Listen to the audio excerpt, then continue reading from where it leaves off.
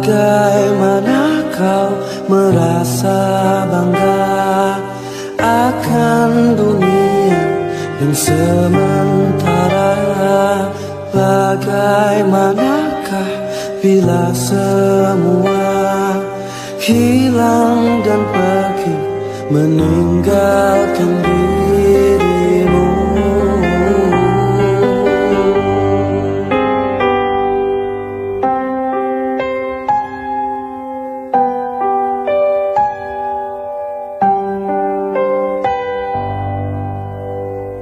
Bagaimanakah bila saatnya waktu terhenti tak kau sadari?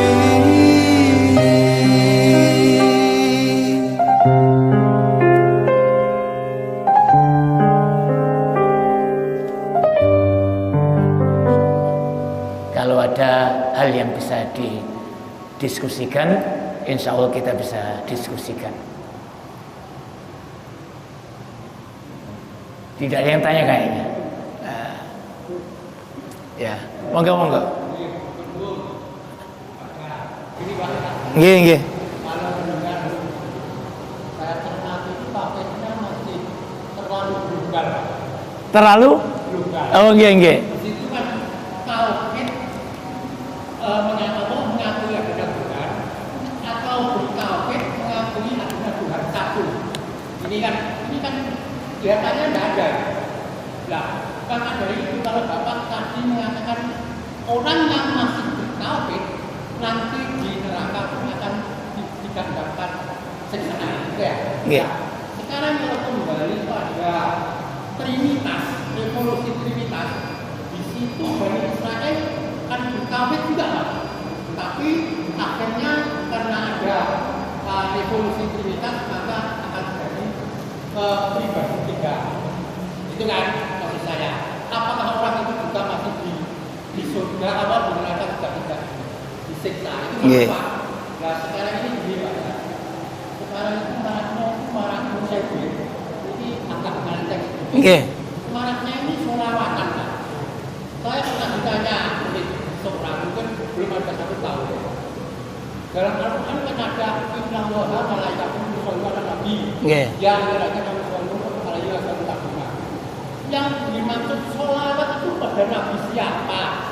Satu pertanyaan. Lalu sholawat apa yang ditujukan kepada Nabi? Nah sekarang kok sholawat itu banyak Pak. Ini kita tidak tahu mana sholawat yang ditujukan sholawat kepada Nabi. Nah ini agak nanti sedikit menjauh Pak. Karena sekarang ini mananya sholawat Pak.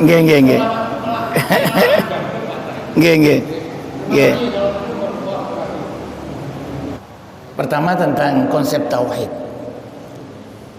Jadi semua dakwah Nabi itu sama, mengajak untuk menyembah kepada Allah. Tidak ada konsep trinitas dalam agama samawi. Tidak ada konsep trinitas dalam agama samawi. An ya'budullaha wajtanibut taghut. Tapi cuma ada penyelewengan. Jadi teman-teman kita yang kemudian disebut dengan ahlu kitab itu kan ada ungkapan misalkan yang kita hafal lah ayatnya di surat Al-Bayyinah. Wa ma umiru illa liya'budullaha mukhlishina lahuddina hunafa. Itu ayat setelah dan sebelumnya itu ada cerita tentang lam yakunil ladzina kafaru min ahlil kitabi wal musyrikin. Innal ladzina kafaru min ahli kitabi wal musyrikina fi nari jahannam. Ahlu kitab yang menyelewengkan tauhid akan sama kedudukannya dengan orang musyrik fi nari jahannam. Ulaika hum syarrul bariyah. Ini yang kemudian jadi konsep tauhid itu mulai Nabi Adam sampai Nabi Muhammad itu sama. Cuma perjalanannya tidak ada satu nabi yang tidak ada penyelewengan dari kaumnya di dalam dakwahnya. Setiap nabi punya kaum yang menyelewengkan ketauhidannya, dakwah tauhidnya Nabi Muhammad. Misalkan Nabi Nuh dianggap sebagai rasul yang pertama. Nabi Nuh itu rasul yang pertama. Penyelewengan yang terjadi adalah penyembahan terhadap kuburan. Ketika diminta untuk ini untuk qaumi lailan wa nahara, kemudian ketika terjadi kemarau panjang, maka ada inisiatif dari beberapa orang untuk bertawasul kepada orang-orang soleh melalui kuburan-kuburan mereka. Penyelewengan tauhid. Ketika hal ini juga disamakan, didakwakan pada orang-orang musyrik Mekah, maka jawabannya ma na'buduhum illa liyuqarribuna ilallahi zulfa. Kami tidak menyembahnya, cuma kami mengambil perantara supaya lebih mendekatkan diri kepada Allah. Lah konsep trinitas, konsep kalau dalam tasawuf itu nanti hulul, manunggaling kawula Gusti, itu ada nama alasan mereka untuk keluar dari tuduhan tidak tauhid. Jadi mereka selalu berargumentasi yang saya lakukan itu tidak ada salahnya. Karena saya tidak pede dengan ibadah saya, maka saya mendekat melalui orang-orang soleh meskipun mereka sudah meninggal. Nah, itu ya. Jadi trinitas bukan konsep Islam, bukan konsep agama samawi. Tapi konsep agama samawi yang dibawa oleh semua nabi itu adalah ani'budullaha wajtanibut taghut. Maka kemudian Yahudi ada penyelewengan Uzairu binullah. Uzair itu anak Allah. Nanti adalah satu sekte malaikat itu anak perempuannya Allah. Itu penyelewengan. Di Nasrani ada trinitas. Ada Isa ibnullah. Kemudian ada konsep Tuhan Bapa, Tuhan Ibu, Tuhan. Tapi itu kemudian dibantah oleh Nabi Isa sendiri nanti dalam ayat di surat Al-Maidah itu ada. Ketika orang-orang Nasrani mengatakan innallaha tsalitsu tsalatsa, itu juga masuk dalam kategori akidah mereka yang kemudian diselewengkan. Allah itu ada 3 unsur, satu unsur dari 3. Ini jadi keluar dari situ ya. Jadi konsep tauhid yang dibawa Nabi tidak mengenal adanya trinitas, tidak mengenal adanya satu di antara 3 unsur.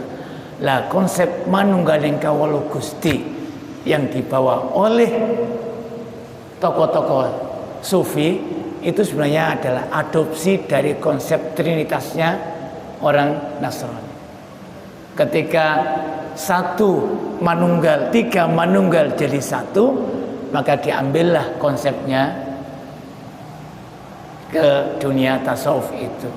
Meskipun tidak begitu banyak bisa menjawab ya, tapi saya katakan bahwa konsep tauhid adalah konsep semua dakwahnya Nabi. Kalau ada penyelewengan itu penyelewengan dari konsep dan bukan tauhid. Itu penyelewengan dari dakwahnya Nabi. Nabi Musa kemudian ada namanya Samiri. Kemudian mengambil Al-Ijlah. Nah, jadi tidak ada satu nabi yang tidak punya umat yang tidak menyeleweng. Pasti ada umat yang menyeleweng. Kemudian tentang selawat. Selawat itu berdoa. Innallaha wa malaikatahu yusholluna 'alan nabi. Sesungguhnya Allah dan malaikat itu bersolawat. Salawatnya Allah kepada Nabi itu dengan menurunkan rahmat. Jadi ketika Allah innallaha yusolli ala nabi, Allah bersolawat atas Nabi, itu berarti Allah menurunkan rahmatnya. Malaika yusalluna ala nabi, malaika memohon kepada Allah untuk mengampuni Nabi Muhammad. Ya ayyuhalladzina amanu sallu, wahai orang yang beriman, berselawatlah kepada Nabi. Itu artinya mohonkan kepada Allah supaya Allah menurunkan rahmatnya kepada Nabi. Jadi kita sedang berdoa kepada Allah supaya Allah menurunkan rahmatnya kepada Nabi, supaya malaikat beristighfar kepada Allah untuk Nabi. Jadi doa, maka ada etikanya. Etikanya sesuai dengan yang diajarkan, minimal Allahumma sholli ala Muhammad. Kalau mau lengkap, salawat seperti yang kita baca di waktu sholat itu, namanya salawat Ibrahimiyah istilahnya. Lah yang paling agak mendekati boleh, dan banyak ulama yang bolehkan, itu ada salawat najiyah. Allahumma sholli ala Muhammad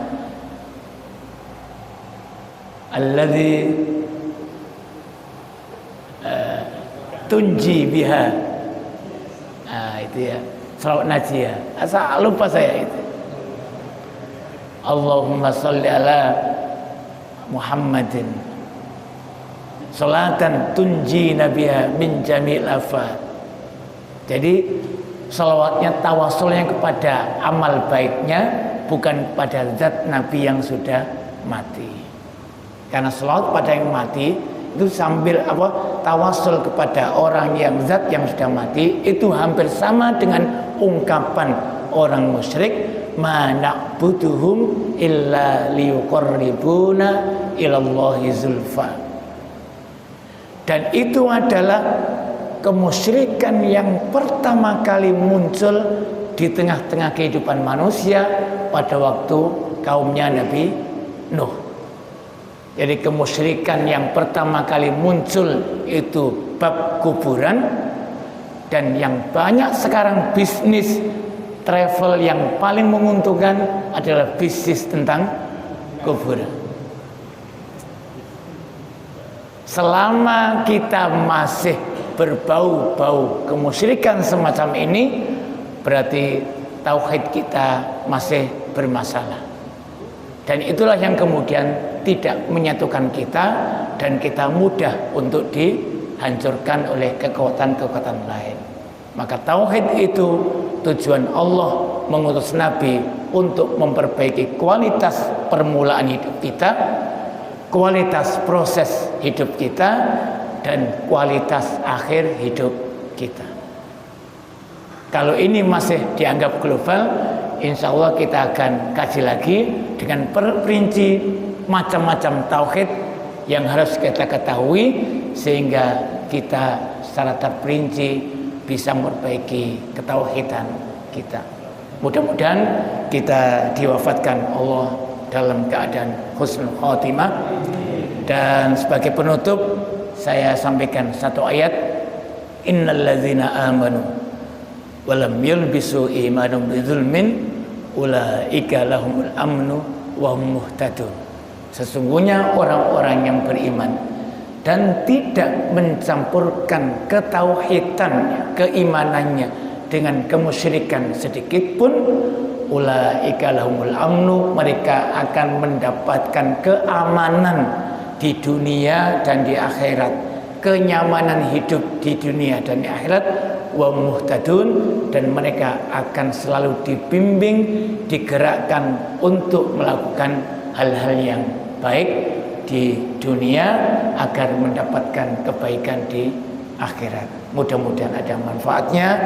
Kurang lebihnya mohon maaf. Nasrun minallah wa fathun qarib wa basyiril mu'minin. Wassalamualaikum warahmatullahi wabarakatuh.